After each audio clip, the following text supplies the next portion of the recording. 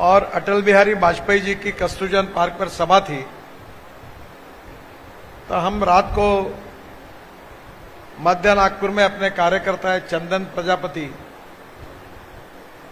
और वो बहुत अच्छे पेंटर है,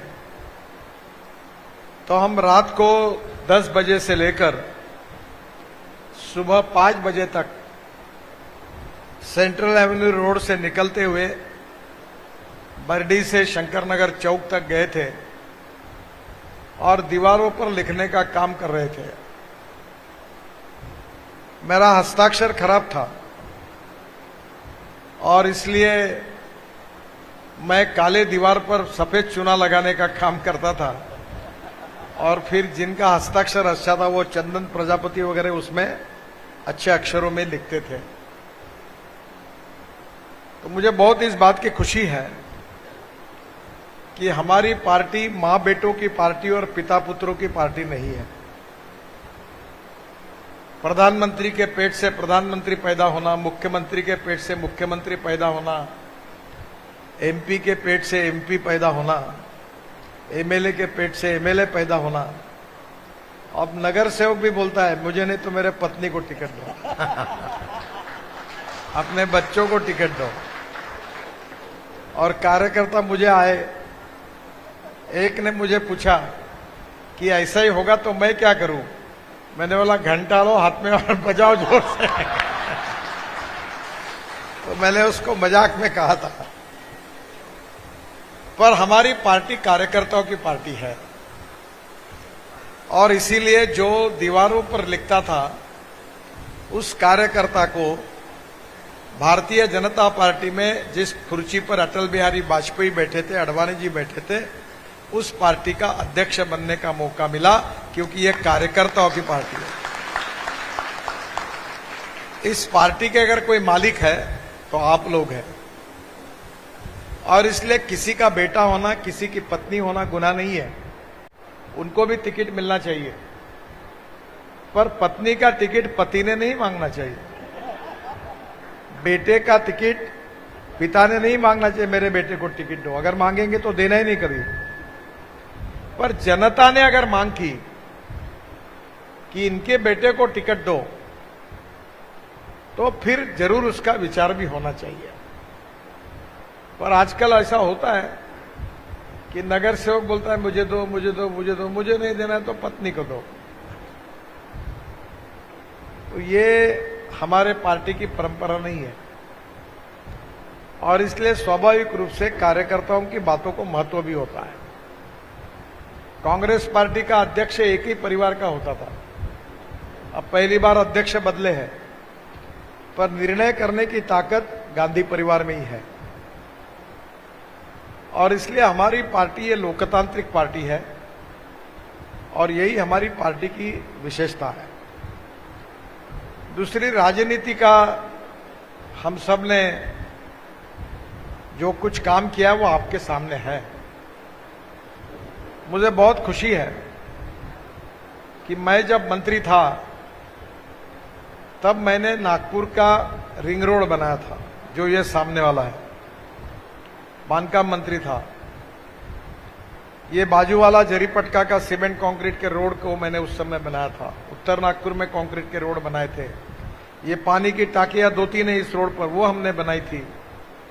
अच्छे बगीचे बनाए थे, काफी ब्रिज बनाए, और अब तो हमने उत्तर नागपुर में ब्रिजेस को खत्म कर दिया, सब ब्रिज बना दिए।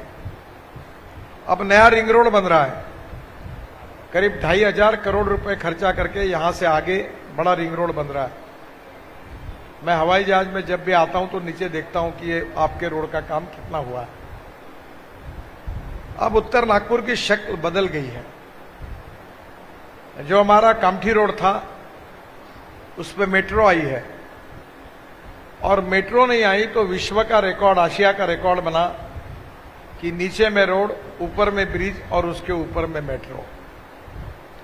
आज जल्दी ही हम लोग अगले 2-3 महीने में इसका भी ब्रिज का उद्घाटन करेंगे, ताकि लिबर्टी अपने भारत टॉकीज के पास से वो ऊपर चढ़ जाएंगे तो डायरेक्ट कामठी रोड छोड़कर आगे उतर जाएंगे, ऊपर के ऊपर।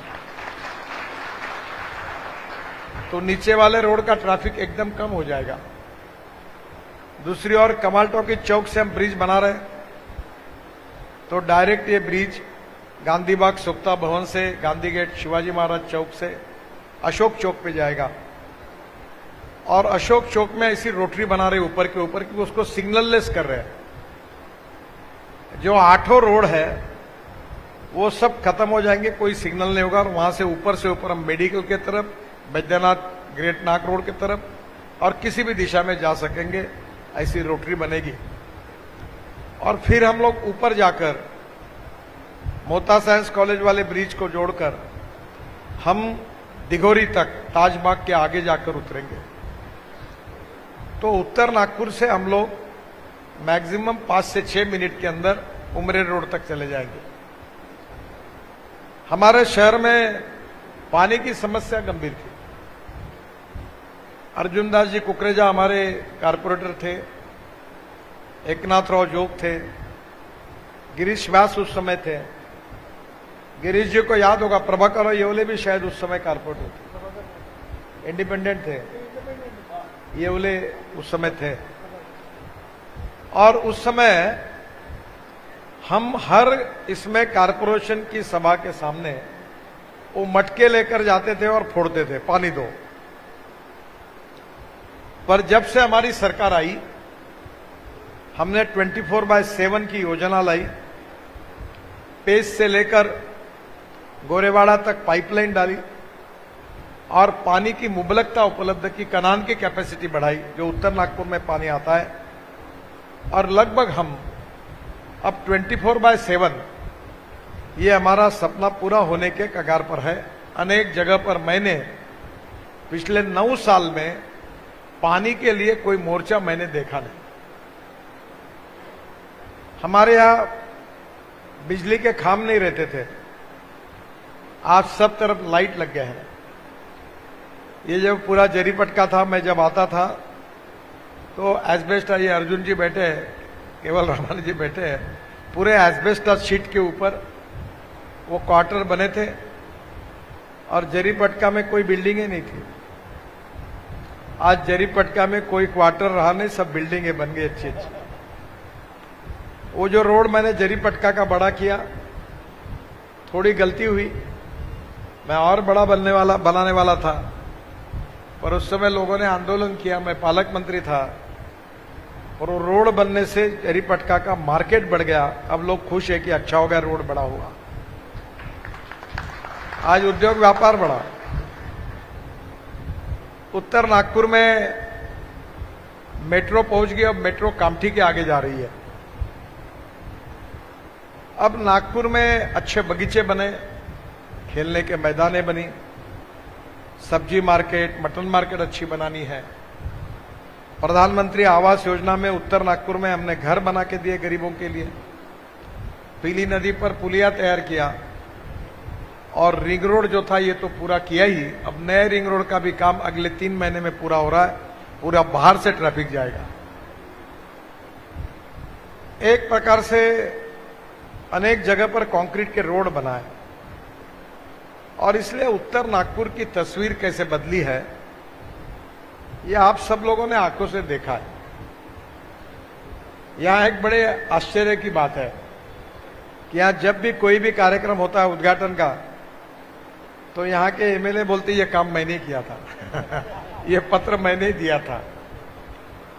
आरटीओ ऑफिस, बावनकुळे जी का पालक मंत्री थे, देवेंद्र जी मुख्यमंत्री थे, उनने पैसा दिया, उनने बजट दिया, तब हुआ।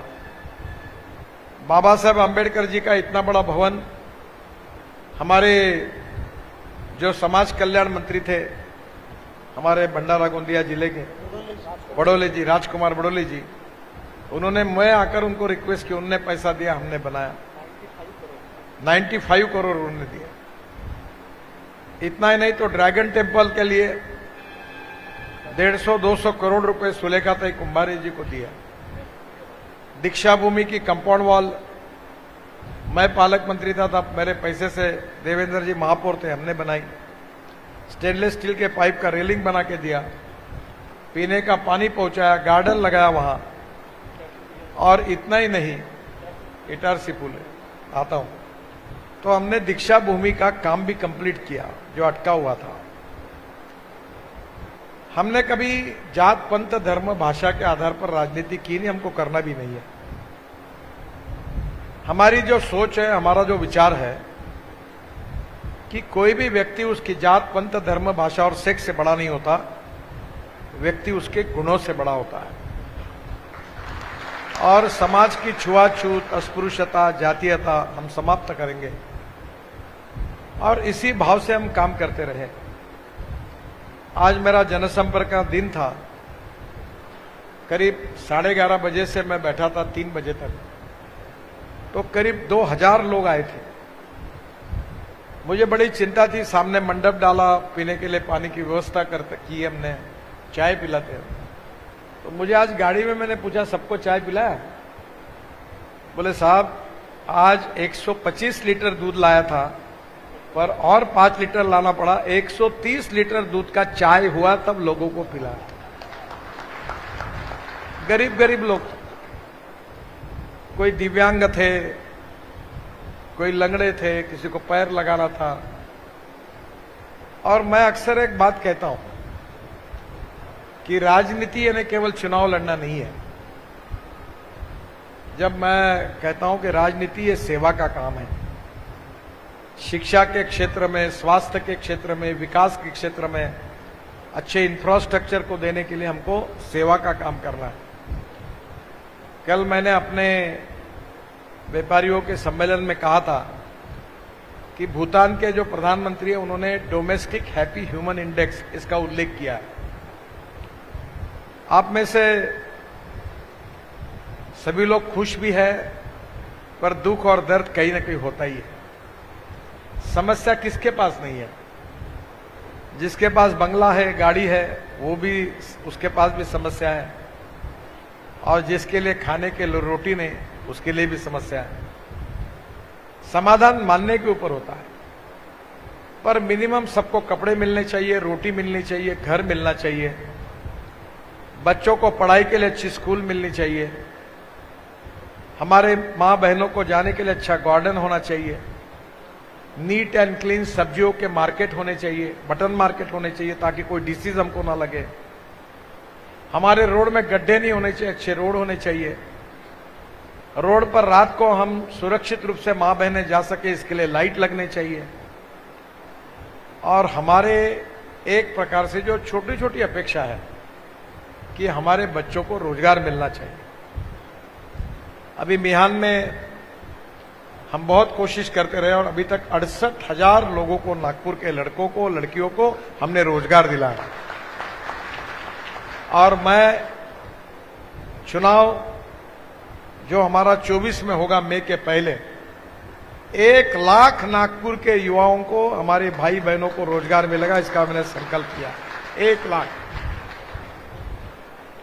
हमने ये नहीं पूछा कौन से पार्टी के, कौन से जात के और कौन से धर्म के हैं। हमने यही सोचा कि हम कैसे लोगों का जीवन सुखमय करें, लोगों के जीवन में समाधान कैसे लाए, अपना घर परिवार संभालते हुए कैसे करें। मैंने कहा कि हमारे दुकानदार है, व्यापारी है, हमको होलसेल मार्केट बनाने। अभी वो हम लोग मेयो हॉस्पिटल से शहीद चौक के जाने वाले रोड को 4 लेन बना रहे। कल मैंने व्यापारी आघाड़ी को कहा आगे आइए, दही मार्केट है, अनाज मार्केट है, वो गंगा जमुना से शांतिनगर आते हैं, वहीं बड़ा चौक पर महानगर पालिका की जगह है, लोहे का मार्केट है। हम सबको अच्छा बनाएंगे, एयर कंडीशन बनाएंगे, अंडरग्राउंड पार्किंग करेंगे, और हमारे व्यापारी भाई बहनें अच्छी तरह अपना व्यापार कर सके, ऐसी स्थिति तैयार करेंगे। हमने किराना वालों को कलमना के बाजू में बहुत बड़ी जगह दी, वहां मार्केट, होलसेल मार्केट बन रहा है। तो नागपुर शहर का चौफेर विकास कैसे हो, नागपुर शहर की जनता को किस प्रकार से हम सुख और समाधान दे सकते हैं, यही बात हम कर रहे हैं। उत्तर नागपुर में बड़े प्रमाण पर लोग गरीब हैं, और मैंने एक संकल्प किया था कि ये जो एमआरआ है, इससे डॉक्टर के पास जाने से 15,000 रुपये देने पड़ते हैं, 12,000 रुपये देने पड़ते हैं। प्रभाकर येवले जी मेरे पास आए और उन्होंने कहा कि हमारी जगह कमाल टॉकी चौक में पड़ी हुई है एनआईटी की, और मेरी इच्छा थी कि गरीबों के नजदीक जाकर ये सेवा देना है। तो वहां अभी बिल्डिंग का काम शुरू होगा, जल्दी आप सबको बुलाएंगे और वहां उस बिल्डिंग में एमआरआई होगा जो 1500 रुपए में नहीं, गरीब आदमी को 1500 रुपए में मिलेगा।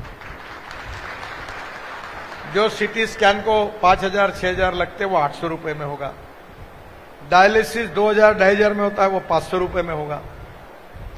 और पैथोलॉजी लेबोरेटरी वर्ल्ड स्टैंडर्ड की होगी और बाहर जहां सब टेस्ट करने के लिए 5000 रुपए लगते 200 रुपए में होगा। अभी हमने 2 वैन लाई, खूब रिस्पांस मिल रहा है। आपको भी मैं आह्वान करूंगा कि उसका बुकिंग करिए और हम लोगों के आंखें जांच रहे हैं। तो आज ये 15 दिन में 27 मई को वैन लाई, अभी दूसरी भी ला रहे हैं। तो अभी तक 2000 लोगों की आंखों की जांच हुई। 150 लोग कैटरैक्ट के निकले, हम उनके फ्री ऑफ चार्ज ऑपरेशन कर रहे हैं। 100 रुपए में अच्छे क्वालिटी का चश्मा गरीब को दे रहे हैं। कान का डिजिटल मशीन 5000 6000 रुपए में मिलता है, वो 1500 रुपए में डिजिटल मशीन गरीबों को देंगे। 40 करोड़ रुपए खर्चा करके हमने 40,000 लोगों को रिक्शा दी, हमने किसी को काठी दी, किसी को सुनने की मशीन दी, किसी को लैपटॉप दिया। करीब 38 प्रकार के साधन हमने दिव्यांगों को दी। नागपुर ये पहला नागपुर देश का सेंटर होगा कि दिव्यांगों के लिए बहुत सुंदर इंटरनेशनल स्टैंडर्ड का पार्क बनाने का काम जोरों में शुरू है। और अब हम दिव्यांगों के लिए खेलने का एक अलग स्टेडियम, क्योंकि दिव्यांगों के नियम अलग होते हैं, खेल अलग होते हैं। 4 तक के लोग हमारे समाज के दिव्यांग हैं और उनके लिए हम लोग स्पेशल स्पोर्ट कॉम्प्लेक्स स्टेडियम यही रिंग रोड पर, इसी से आगे जाकर कड़मना के बाद खाली जगह पर हम वो बना रहे, इंटरनेशनल स्टैंडर्ड का स्टेडियम बना रहे।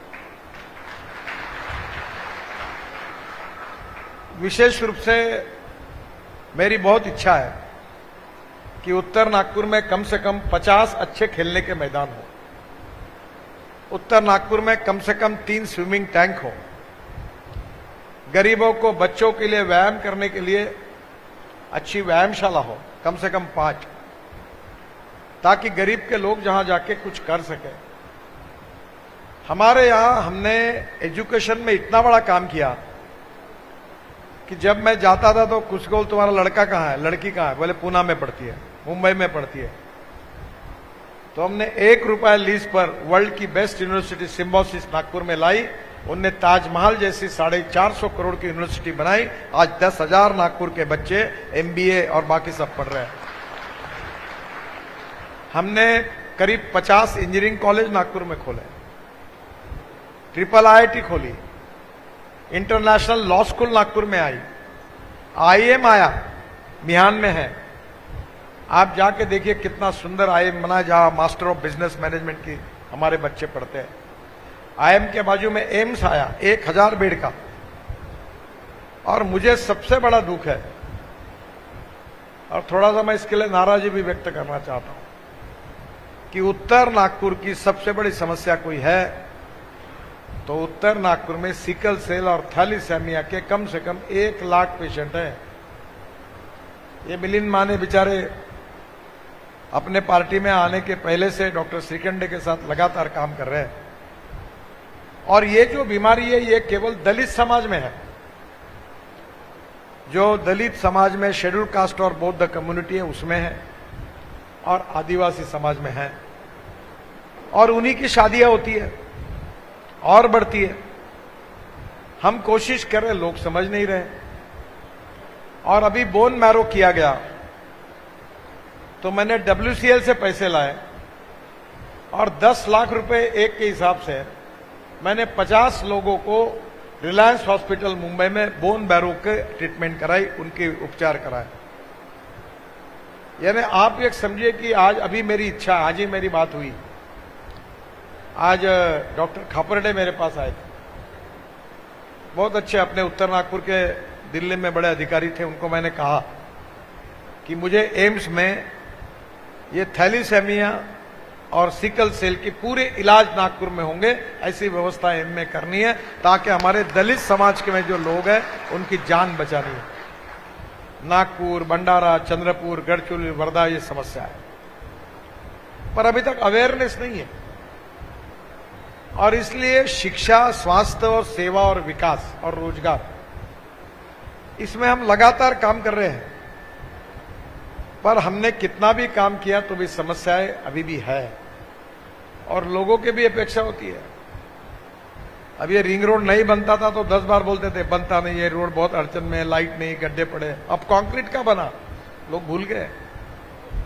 अब अच्छा रोड पे जाते बोलते ठीक है, पर रोड की समस्या याद कब आएगी? जब गड्ढे पड़ेंगे तब नितिन गडकरी याद आएगा, मिलिंद माने याद आएगा। रोड अच्छा होगा तो भूल जाते हैं। मैं मजाक में इस बात को कह रहा हूं कि लोगों को कभी कभी यादें जो होती है वो कभी भूल जाते हैं। अब पानी के लिए मोर्चे निकलते थे, वो भूल गए लोग। अब अनेक जगह पर अनेक बस्तियां हैं जहां अच्छे रोड नहीं है, पानी की पाइपलाइन नहीं है। वहां के लोगों का मुझे मालूम है, उत्तर नागपुर में ऐसी बस्तियां हैं। और विशेष रूप से प्रधानमंत्री आवास योजना में हमें सभी लोगों को मकान देने का प्रयास हमने किया, गरीब गरीब लोगों को दिया है। अब मेरे पास लोग तकरार लेके आए कि मकान दिया, उन्होंने किराए से दे दिए मकान। कुछ जगह पर मकान बनाया हमने, लेट हुआ, बांटे नहीं, लोग घुस गए। तो धीरे धीरे हमें हमारी योजनाओं का उपयोग समाज के जो उचित व्यक्ति है हम लोगों तक पहुंचेंगे, उनके जीवन में उनका साथी बनकर हम उनकी सेवा करेंगे। और वोट मांगेंगे तो सेवा के भरोसे और काम के भरोसे मांगेंगे। हम पोस्टर, बैनर, डमरू बजाकर, बैंड बजाकर आप आगे बढ़ो, हम तुम्हारे साथ हैं, ये फुकट का तमाशा नहीं करेंगे। और फिर मुझे लोग बता दें इलेक्शन मैनेजमेंट, न जात पर न बात पर लगाओ क्या क्या होता है, भले बिल्कुल नहीं करेंगे। किसी को चाय भी नहीं पिलाएंगे, खाना नहीं, बोलेंगे हम आपके लिए काम करेंगे ईमानदारी से, हम की सेवा करेंगे। हमारे काम पर और हमारी सेवा पर आपका हमारा वोट चाहिए, नम्रता पूर्वक। ये बात मैंने लोगों में कही। ये बात नहीं थी कि मैं आपके पास, और मैं तय किया कि लोगों के पास जाएंगे, उनके घरों तक जाएंगे, मोहल्ले मोहल्ले में जाएंगे, लोगों की बातों को समझेंगे, उनसे संवाद बनाएंगे। और इसलिए लोग आखिर मालिक है। पर ये सब बातें क्यों हो पाए, ये सब काम हम क्यों कर पाए, इसका श्रेय मुझे भी नहीं है, देवेंद्र जी को भी नहीं है, मिलिंद को नहीं है, गिरीश जी को नहीं है, प्रवीण को नहीं है। इसका श्रेय सही अर्थ में अगर किसी को है तो इसके लिए काम करने वाले मेरे सामने बैठे हुए कार्यकर्ता को और यहां की जनता को। मैं अक्सर बताता हूं, मैं अपने ऑफिस से अभी लिस्ट निकाली, मैंने 25,000 लोगों के हार्ट के ऑपरेशंस करके दिए निःशुल्क। अनेक लोगों को कैंसर की बीमारियों को मदद करता हूं। अब जब हमारा कोविड आया तो 100 करोड़ रुपए की हमने चैरिटी की। हमने प्रचार नहीं किया। 70 लोगों को हमने वेल इक्विप 55 लाख रुपए, 50 लाख रुपए की अच्छी एम्बुलेंसेस दी, रेमडेसिविर बनाया, फंगस के इंजेक्शन बनाए, वो हमारे ऑक्सीजन के कॉन्सेंट्रेटर बनाए, बैकपैक बनाए। इतना ही नहीं तो हमने उस समय हवाई जहाज से, हमारा ऑक्सीजन नहीं था, लोग मरने के कगार पर थे, तो ट्रक हवाई जहाज में डाल के उधर ओडिशा भेजी और ऑक्सीजन लाया और लोगों की जान बचाई। हमने ये नहीं सोचा कि हमारे कार्यकर्ताओं की जान बचे। अनेक, सब मुसलमान हो, दलित हो, कोई भी हो, मुझे अनेक नगर सेवकों के फोन आते थे, बीएसपी के नगर सेवक, इंडिपेंडेंट नगर सेवक, कांग्रेस के नगर सेवक, हम सबकी मदद करते थे, सैनिटाइजर बांटे। इतने तरफ से मुझे याद है कि हमारी फैक्ट्री में 4 महीने से हमने तनख्वाह नहीं दिया था और 4 करोड़ रुपए का माल हमने लोगों के लिए दे दिया। शक्कर थी, तेल था, स्पाइसेस थे, सैनिटाइजर था, पूरा फुकट में बांट दिया। मैंने कहा कि इस समय लोग अड़चन में हैं, गरीब अड़चन में हैं। और यही हमारा संस्कार है, यही भारतीय जनता पार्टी की सोच है। हमारा जन्म नितिन गडकरी को चमकाने के लिए और उसको मंत्री बनाने के लिए नहीं हुआ है। केवल राज बदलना नहीं है, समाज बदलना है, ये हमारा मकसद है। और ये अविरत चलने वाला कार्य है। एक पीढ़ी से दूसरी पीढ़ी, दूसरी पीढ़ी से तीसरी पीढ़ी, तीसरी पीढ़ी से चौथी पीढ़ी, ये जब तक चलता रहेगा। जो पंडित दीनदयाल उपाध्याय जी ने अपने सामाजिक आर्थिक चिंतन अंत्योदय में कहा था कि ये समाज के आखिरी पायदान पर जो व्यक्ति खड़ा है, जो सामाजिक आर्थिक शैक्षणिक दृष्टि से पिछड़ा हुआ है, जिसके पास रहने के लिए घर नहीं है, खाने के लिए रोटी नहीं है, शरीर पर कपड़ा नहीं है, उस दरिद्र नारायण की हम सेवा करते रहे। और जिस दिन उस व्यक्ति को रोटी कपड़ा और मकान मिलेगा, उस दिन हमारा कार्य पूरा होगा, ऐसा हम समझेंगे। ये पंडित दीनदयाल उपाध्याय जी का चिंतन हमारा उद्दिष्ट है। मैं अभी 3-4 महीने पहले बीबीसी करके एक इंटरनेशनल न्यूज एजेंसी, उनने मेरी मुलाकात ली और उनने मुझे पूछा कि आपके जीवन में सबसे बड़ा काम आपने कौन सा किया। वो बोलने लगा कि आपने इतने टनल बनाए, इतने हाईवे बनाए, इतने रोड बनाए, अरुणाचल, मेघालय, त्रिपुरा, कश्मीर, कारगिल, सब देश में बनाए, सबसे अच्छा काम कौन सा हुआ है। मैं लगा मेरे जीवन में सबसे अच्छा काम अगर कोई हुआ है तो हमारे देश में 1 करोड़ लोग, जिसमें से 70% लोग मुस्लिम या दलित थे, ये स्टैटिस्टिक बताता है। ये लोग आदमी आदमी को खींचने का, धोने का काम करता था, साइकिल रिक्शा चलाता था।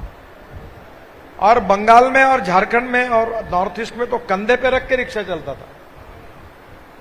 मैंने तय किया था इसको हम समाप्त करेंगे और मैंने इस देश में मैकेनाइज्ड ड्रिवन ई रिक्शा लाई।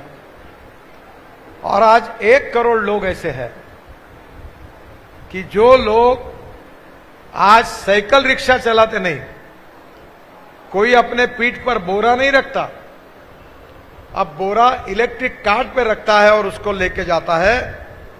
आज हमने ये जो सामाजिक शोषण की प्रथा थी वो बंद करके 1 करोड़ लोगों को मानवता के आधार पर नया जीवन दिया। यही काम मेरे जीवन का सबसे अच्छा काम है। यही उत्तर नागपुर है, या 3-4 हजार लोग साइकिल रिक्शा चलाते थे। अब दिखता है कोई आपको? और वो मुसलमान और दलित समाज के थे। अब सबके पास ई रिक्शा आई है और लोगों को भी सस्ता हो गया। ऑटो रिक्शा 100 रुपए मांगता है, ई रिक्शा 25 रुपए में जाता है, 6 लोग बिठाता है। हमने टेक्नोलॉजी का उपयोग करके गरीबों के जीवन को सुसह्य बनाया।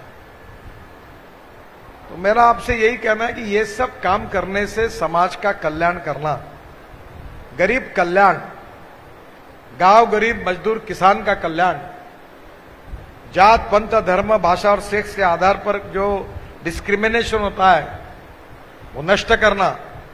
और कितनी लोगों में गलतफहमी है। मैं एक दिन मेरे घर पर 1:30 बज गया, एक एमएलए अपने थे, बड़े सीनियर थे, अब नाम बता दो, नाना शामकुड़े थे। तो बैठते बैठे मैं 2 बजे गए तो मुझे भूख लग गई। तो मैंने घर में पत्नी को कहा कि मेरे साथ 4-5 लोग हैं, डाइनिंग टेबल मेरे घर पे 12 लोगों का है, तो अड़चन नहीं होती और हर रोज खाना बनता ही है 30-40 लोगों का। तो मैंने कहा कि 5-6 लोग हैं।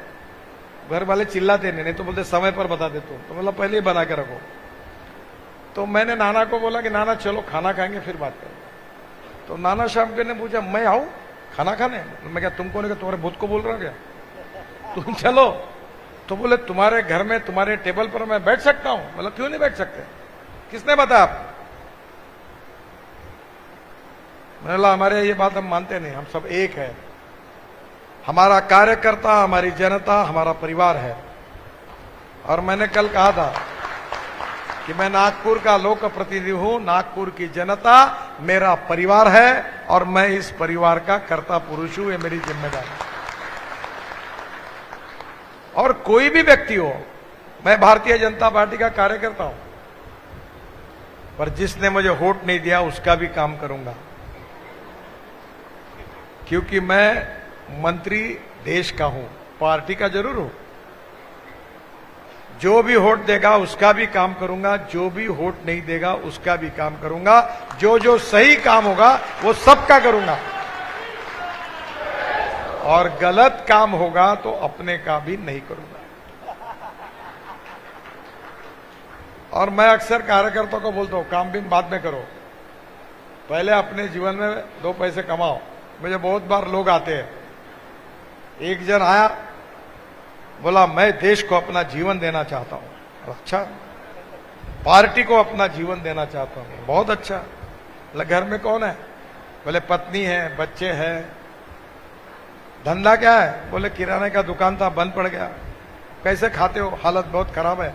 मैंने बोला तेरी जरूरत नहीं है पार्टी को, पहले अपना घर अच्छा चला ईमानदारी से, फिर देश का काम कर, फिर समाज का काम कर, तेरी जरूरत नहीं है। मतलब जो अपना घर अच्छा नहीं चला सकता वो देश को क्या अच्छा चलेगा? नगर सेवक और आमदार बन के क्या अच्छा काम करेगा?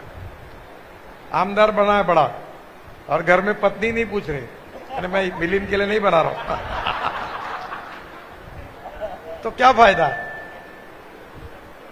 और इसलिए एक एक शहर में एक एक परिवार अच्छा बनना है ना, देश अच्छा बनना है। और इसलिए हम वही जो हैप्पी ह्यूमन इंडेक्स है डोमेस्टिक, उसको पूरा करना हमारा उद्दिष्ट है, और वो करने की प्रक्रिया में हम सब लोग काम कर रहे हैं।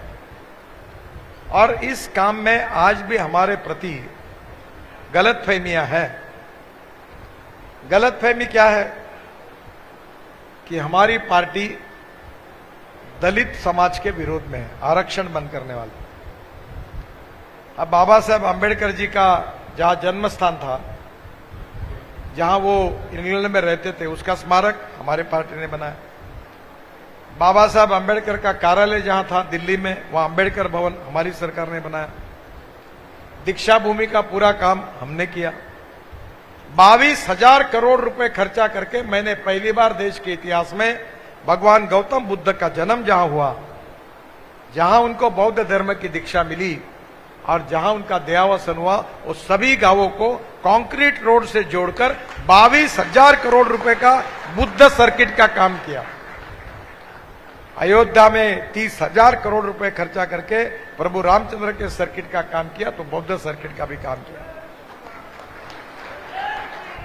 पर हमारे बारे में जब कन्विंस नहीं होता तो कंफ्यूज करने की बात होती है। मुसलमानों को कहा जाता है कि बीजेपी वाले बहुत खतरनाक है, चुन कर आएंगे तो आपको कटवा देंगे, पाकिस्तान भिजवा देंगे, सुरक्षित रहना तो कांग्रेस को वोट दो। हम राष्ट्रवादी हैं। आप मुझे बताइए कि हमारे देश में मुस्लिम समाज के लड़के लड़कियां इंजीनियर डॉक्टर नहीं बननी चाहिए?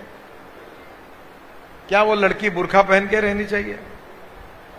हमारे समाज में आज हमारी सब समाज की लड़कियां डॉक्टर बन रही, वकील बन रही, एमए, एमएससी, बीकॉम अच्छी पढ़ रही, बैंक में जा रही। ये नहीं होना चाहिए। मेरे को इंजीनियरिंग कॉलेज मिला था, मैं एमएलए था, और मेरा इंजीनियरिंग कॉलेज नागपुर के अंजुमन इस्लाम को मैंने दिया सदर में। और आज मुस्लिम समाज से 10,000 से ज्यादा लड़के लड़कियां उस कॉलेज से इंजीनियर बनी। वो कॉलेज देने का काम मैंने किया, तो क्या हम मुसलमानों के विरोध में हैं? ताजबाग का इतना अच्छा सौंदर्यीकरण हमने किया, ताजुद्दीन बाबा के वहां। हाँ, एक बात जरूर है, जिन्होंने वहां जमीन हड़पने का काम किया, पेटी का पैसा खाया, उनके ऊपर हमने कठोर कार्रवाई की। मैं कहा बाबा का पैसा है, जिसने जिसने माल कमाया उसकी पूरी धुलाई करो, नो प्रॉब्लम। बाबा का पैसा हराम का किसी को नहीं खाने देंगे। मंदिर और मस्जिद में भगवान का पैसा होता है, उसको हाथ नहीं लगाना। वो प्यारे खान को हमने अध्यक्ष बनाया, और मैंने उसको उदाहरण बताया कि गजानन महाराज का मंदिर है शेगांव में, और वहां मैं गया था। वो पाटिल जो थे वहां के ट्रस्टी बेचारे, उनका देहावसन हो, उनका लड़का काम करता है। मेरे को वहां मंदिर में बुलाया, मेरा सत्कार किया दर्शन होने के बाद, और चाय पिलाया। तो मैंने कहा साहब, पाटिल साहब आप भी लो ना। बोले नितिन जी, मैं इस मंदिर में पानी भी नहीं पिया हूं पिछले 40 साल से। मैं यहां केवल सेवा करता हूं, इस मंदिर में मैं पानी भी नहीं पीता हूं, पानी भी घर से बोतल में लाता हूं, चाय पीने का सवाल ही नहीं। ये भगवान की सेवा करने वाला आदर्श हमारे पास है। और वहां साले पेटी से पैसा निकाल निकाल के रफा दफा करना, ये कैसे चलेगा? तो मैं आपको यही कहूंगा कि ईमानदारी से पैसा कमाना गुनाह नहीं है।